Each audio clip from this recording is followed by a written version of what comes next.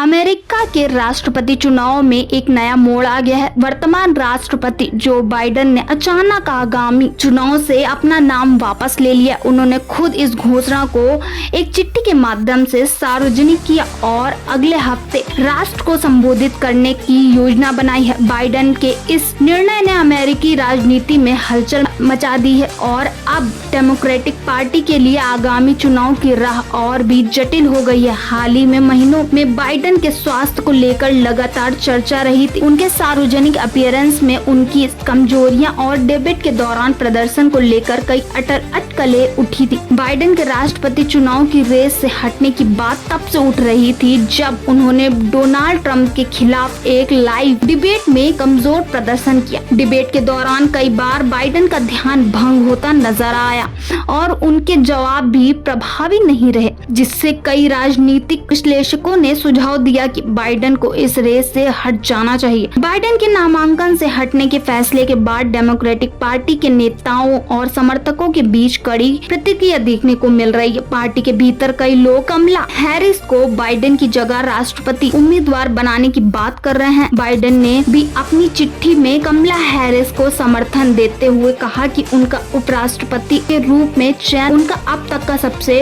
अच्छा निर्णय था। जो बाइडेन के इस ऐतिहासिक फैसले ने अमेरिकी राजनीति में नई उठापटक की शुरुआत कर दी है। अब सवाल ये उठता है कि डेमोक्रेटिक पार्टी का अगला राष्ट्रपति उम्मीदवार कौन रहेगा और क्या वह 2024 के चुनाव में रिपब्लिकन उम्मीदवार डोनाल्ड ट्रंप को चुनौती दे पाएगा। बाइडेन के इस फैसले ने चुनावी परिदृश्य को पूरी तरह बदल दिया है और राजनीतिक विश्लेषक अब इस नए बदलाव के असर का आकलन करने में जुटे हुए हैं।